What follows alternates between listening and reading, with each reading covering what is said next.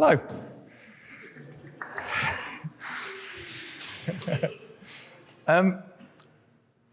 My name's Sam Underwood. I maybe should have said that a minute ago. And Soundings for me is an opportunity to present my work to an audience on a rolling basis. And normally the work that I present is very explicitly mechanical in the same way that, say, Pierre's work is, or the two projects I've presented before are. On this occasion, it's a different kind of mechanical musical instrument in a way. I've got a series of feedback instruments that I want to show you. I don't really get to choose, often I don't get to choose which bits of my work take off. Like sometimes I find this seam of inspiration and I might work on something flat out for 3 months and then make a handful of instruments out the back end of that, and then maybe they never see the light of day, or maybe they do. And feedback instruments alongside my other more explicitly mechanical instruments is an area that I've been working on and off for a long time. I'm going to try and, well, let's have a little experiment first. I'll see how this goes. On the count of 3, could you all make the noise that is in your mind's ear, if that's a thing, when I say to you feedback? Okay, are you ready? 1, 2, 3. Excellent. Well done. That's what I was anticipating, and there's a really interesting point there, I think, which is that feedback, generally speaking, is something that we don't want, and it's something that's very squealy and horrible and hurts our ears. Well, this is based on a much larger instrument that I made some years ago, and this is part of my acoustic modular system. And this is a feedback pipe that has a pitch that's derived in the same way as an organ pipe derives its pitch from the length of this pipe. So it has a microphone here and a speaker here, and instead of going ee, it goes ooh. And if I put an extra bit of pipe on the end, it makes a lower note, and if I shorten the pipe, it makes a higher note. But the only thing that's happening in there is microphone plus gain, and then back into the speaker, and that's enough to create a different tone. And the large version of this instrument that myself and my colleague David made some years ago was really, really large. It had a 4-meter long largest pipe and created a tone I can't even start to replicate with my voice, which was F0, so considerably lower probably than anything even that large organ there can make. So that's the first point, really, is that feedback doesn't have to be a squealy thing. It can be pitched in various ways through the resonant environment that it finds, that the microphone and the speaker find themselves in. That will determine what pitch you get as a feedback instrument. So I harness that in a variety of ways. I'm going to quickly show you what's underneath this thing. This is one of the main feedback instruments and instrument systems that I've been working on. This is just a surface, really, a metal surface. This is actually the bottom of a wah-wah pedal.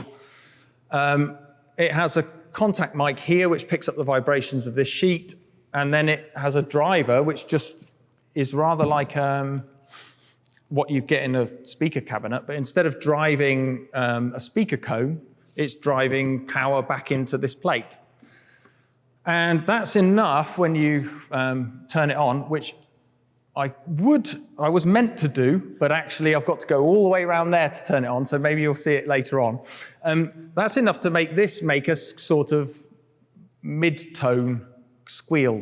And then the way in which this becomes an exciting system mechanically, I think I am going to have to go and turn it on, so just bear with me a sec. Lots of kit to walk around.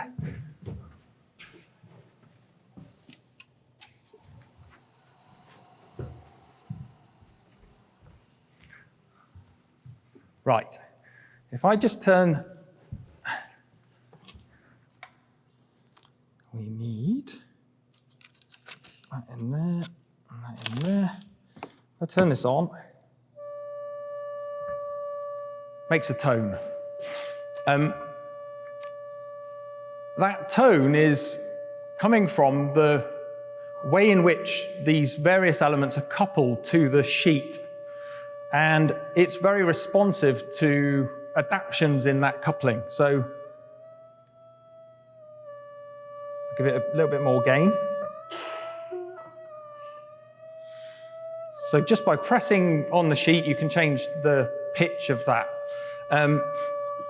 If you then, for example, take this funny floppy thing, which has a magnet on one end, and you pluck it so that it vibrates, that's enough to alter the coupling of all of that system to alter the pitch and modulate it. And if you use more mass, you get a greater variation in the pitches that it creates. And it can go on for quite a while. And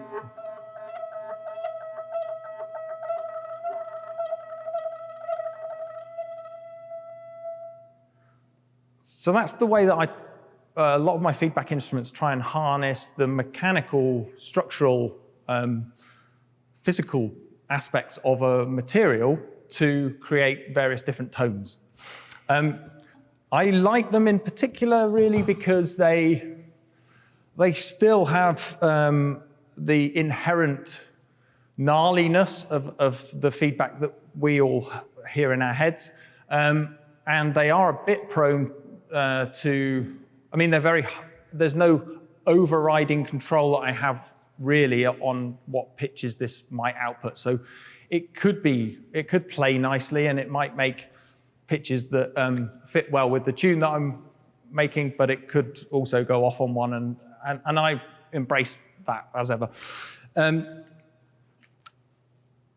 I've subsequently gone on to, and I don't know if you will be able to see this, but this is going to be sort of a main instrument in the performance later. I've subsequently gone on to take this zither and thinking about what I've mentioned about the resonances of a physical system and the material properties of this, I decided to build, which is on there, a very, very long guitar pickup. It's about that long, and it means that all of the strings on the zither are picked up at the same time. And then you have almost a spectral feedback system. So according to, even dare I say, the way it's placed on top of this cushion, certain frequencies will come to the fore, and then of course they're tunable strings as well. So you can get this very dense and varied frequency response that's adaptable, and simply using things, I mean, it can be a physical change that you make to it, or simply using things like the EQ on a desk, which is what I'll be doing later. It just brings certain frequencies up to the fore and others disappear. And that's how that system runs. Lastly, and very briefly, there's a gong behind me, which is a system that I built for a different band that I'm in. I'm in a kind of doom brass duo, and we play long form brass stuff through 2 activated gongs. And they are really just speakers, but the cone of the speaker is this weirdly shimmering and highly resonant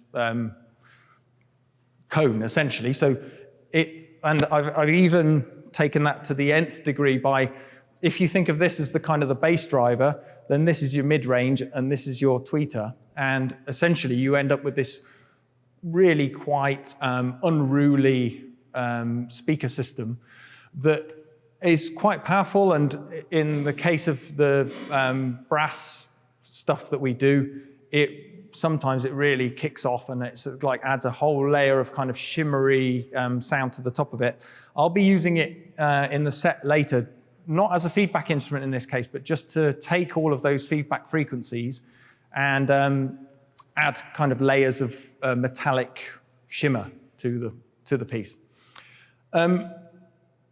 That's me on feedback instruments. Does anybody have any questions? What's your favourite feedback sound of an instrument or piece that you made? What's the thing that you like the most? I did. It was a real challenge making the giant feedback organ, which was originally commissioned by the South Bank Centre, and we were given a handful of notes that we had to create. And it was just 3 notes, but they were all right down at the bottom end. Because it was one of 4 instruments that played in ensemble together, and other people were in charge of the notes higher up the frequency. That was most pleasing when it worked. It also made a very powerful noise. I mean, they had to turn it off when there were things going on in the Royal Festival Hall because the seats would rattle. So, you know, it was a pleasing thing to have achieved. And you would get, with an instrument of that scale, you get lots of standing waves going off around the space as well. So there was one right by the door where people came in. If people were playing our instrument, then it was very obvious in a couple of spaces just around the room where the standing waves were just kicking off. So yeah, that was good. Yes? I'm meant to repeat the question, I remember now. Do I make all of these at home or do I go somewhere else to make them, is the question. I'm lucky enough to have quite a large workshop and studio in Callow End. So mostly I make them at home. The giant feedback organ was a slightly strange case because what we found at some point in building that instrument was that it was not able to create the lowest note that we needed to create in the room that it was in, because the room has what's called a room mode, which was restricting what we could create as a low note. So we actually had to take it out in the garden, and the rest of the development of the giant feedback organ was done in a tent in the garden, basically a marquee, which I had in the garden for ages. So yeah. Essentially at mine, but sometimes outside. Yes? When you're doing the feedback, what's that like? Is the hardest thing getting the feedback to work, or the hardest thing to stop it sort of going away and self-destructing? To be honest with you, it definitely still always does have that potential. And in a couple of times when I've been preparing for this, it does go off on one. There's a lot of it when you're building them in this physical way rather than almost an equivalent of an air, so the organ pipe ones, they will really go off higher than you want them to, and a lot of the time you just use a filter to chop the top off.